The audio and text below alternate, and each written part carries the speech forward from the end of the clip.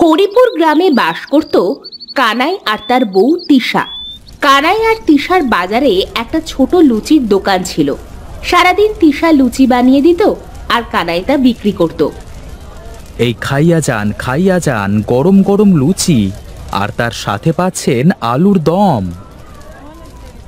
ও কানাই দাদা, আমাকে দাও তো দেখি, দুইখানা খেয়ে দেখি। হ্যাঁ হ্যাঁ দাদা, বসো বসো, দিচ্ছি।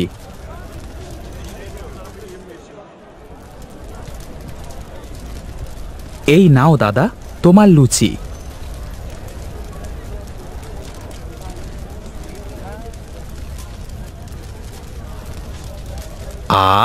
হ্যাঁ দাদা, তোমার দোকানের লুচির কোনো তুলনাই হয় না। সেই স্বাদ। তা তোমার লুচির দাম কত হলো দাদা? 10 টাকা দিলেই হবে দাদা।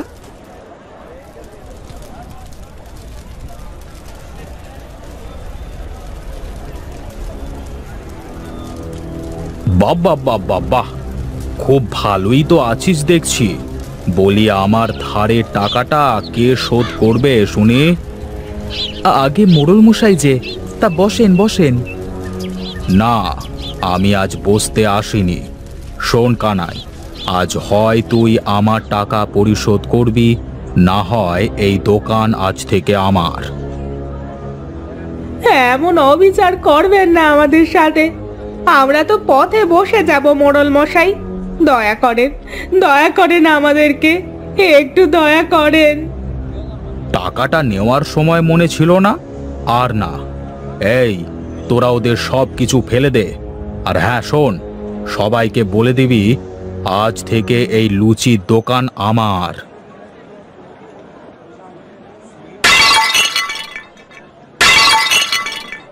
হায় হায়, এটা আমাদের কি সর্বনাশ হলো গো!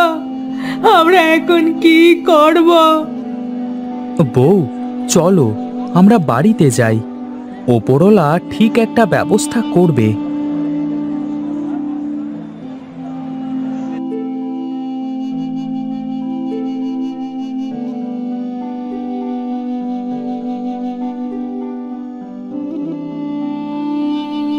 ওগো, কিছু ভেবে পেলে এখন কি করবে? না, কিছুই যে ভেবে পেলাম না গো বউ।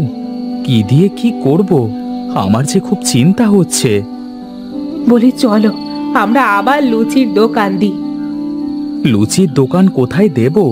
বাজারে যে মোড়ল মশাই আমাদের লুচি বিক্রি করতে দেবে না। চলো আমরা রাস্তার পাশের ওই বাঁশ বাগানে লুচির দোকান দিই, ওটা তো তোমার দাদার সম্পত্তি। বাঁশবাগানে লুচির দোকান দিলে কেউ লুচি কিনবে বলো? চেষ্টা করে দেখতে দোষের কি আছে বলো? ঠিক আছে, তুমি যেহেতু বলছো, কাল থেকে আমরা বাঁশবাগানে লুচির দোকান দেব।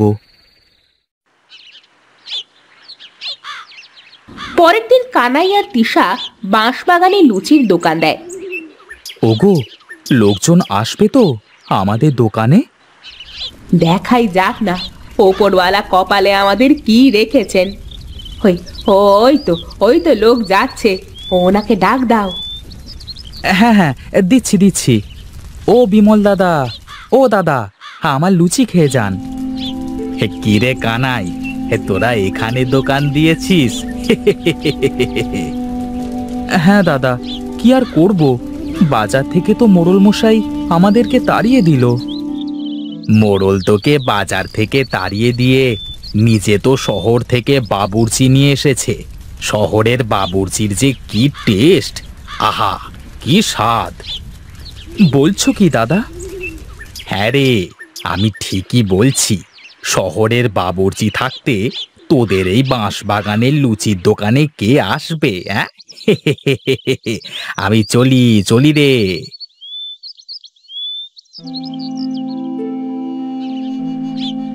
ওগো, বিমল দাদা কি বলে গেল? শহরের বাবুর্চির হাতের লুচি রেখে আমাদের হাতের লুচি কে খাবে? শোনো, ধৈর্য হারিও না। ধৈর্যশীল মানুষকে ওপরওয়ালা অনেক ভালোবাসে। সারাদিন কানাই আর তিশা অপেক্ষা করে, কিন্তু কোনো লোক আসে না তাদের দোকানে। এইদিকে মোড়লের দোকানে শহরের বাবুর্চির হাতে লুচি খাওয়ার জন্য লোকজন ভিড় জমায়। আমাকে আগে দিন, আমাকে আগে দিন। না, আমাকে দেন, আমাকে দেন। আরে হ্যাঁ হ্যাঁ, সবাইকে দেব, একটু ওয়েট করুন। এমন সময় সেখানে এক বৃদ্ধ লোক আসে। আমাকে কিছু খেতে দে বাবা। তা আপনার কাছে টাকা আছে? আমার কাছে টাকা নেই বাবা। কি, টাকা নেই? না, ফ্রিতে লুচি দেব না, এটা মোটেও সম্ভব না।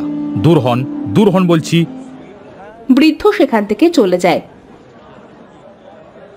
এইদিকে কানাই আর তিশা বসে চিন্তা করতে থাকে। সারা দিন চলে গেল, একটা লুচিও বিক্রি হলো না। সন্ধ্যার সময় ওই বৃদ্ধ লোক কানাই আর তিশার লুচির দোকানে আসে। আমাকে কিছু লুচি দেবে গো বাবা? হ্যাঁ হ্যাঁ, কেন দেব না, বসেন বসেন।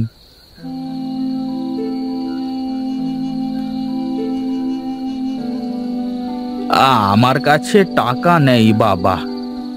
তাতে কি হয়েছে বাবা, আপনি পেট ভরে লুচি খান।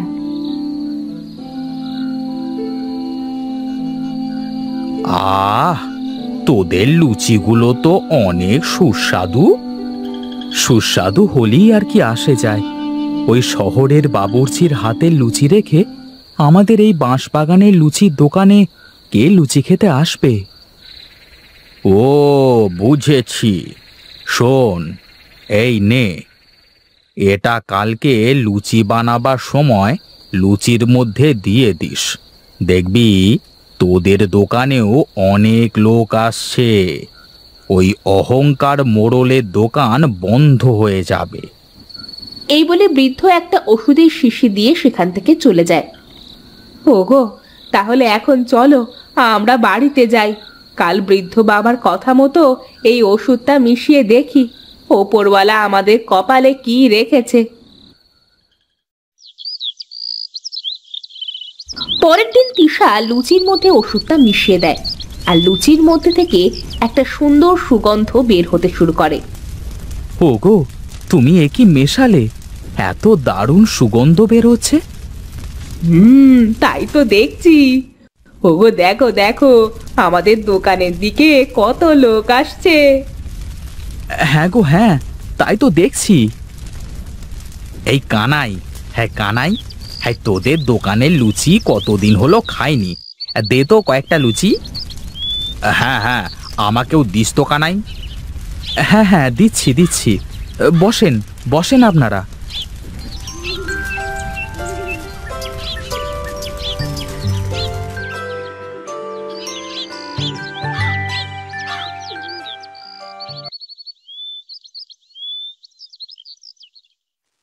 ওগো দেখেছো বৃদ্ধর দেওয়া ওষুধের কামাল?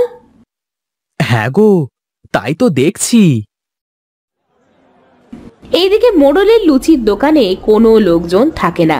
তাই দেখে মোড়ল বলে, কি ব্যাপার, আমার দোকানে আজ একটাও লোক লুচি খেতে আসেনি? না মোড়ল মশাই, আজকে একটা লোকও আসে নাই। এইভাবে চলতে থাকলে তো আমার ব্যবসায় লোকসান হবে। এমন সময় মোড়লের একটা চেলা এসে বলে, মোড়ল মশাই, মোড়ল মশাই, দেখে আসলাম কানাইয়ের বাঁশবাগানের লুচির দোকানে লোকজনের ভিড় লেগে আছে। কি বলিস কি, বাঁশবাগানে লুচির দোকান? আবার সেই দোকানে লোকজন লুচি খাওয়ার জন্য ভিড় জমিয়েছে? চল তো গিয়ে দেখি বিষয়টা কি।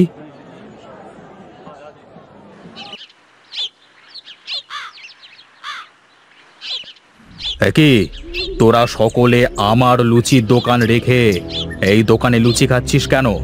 তোদের সাহস তো কম না? এই সবাই শোনো এই মোড়লের কথা, হে আমাদের ভয় দেখাচ্ছে। এর অন্যায় অত্যাচার আমরা এতদিন সহ্য করে এসেছি, আর না, চলো আজ আমরা সকলে মিলে একে উচিত শিক্ষা দিই। মোড়ল মশাই, গ্রামের সকলেই তো আপনার উপর ক্ষেপে আছে। হ্যাঁ, বাঁচতে চাইলে পালান, না হলে প্রাণ নিয়ে ফিরে যেতে পারবেন না। লেঠেলের কথা শুনে মোড়ল অনেক ভয় পেয়ে যায় আর সেখান থেকে দৌড়ে পালিয়ে যায়। দাঁড়া শয়তান মোড়ল, দেখ কেমন মজা লাগে। ওগো দেখেছো, ধৈর্য ধরলে ওপরওয়ালা তাকে কখনো নিরাশ করে না। হ্যাঁ গো, ওপরওয়ালা হয়তো ওই বৃদ্ধের মাধ্যমে তার সাহায্যের হাত বাড়িয়ে দিয়েছে আমাদের দিকে। চলো চলো, আরো লুচি বানাতে হবে তো, লুচি তো শেষ হয়ে গেল। এই বলে কানাই আর তিশা আবার লুচি বানাতে শুরু করলো।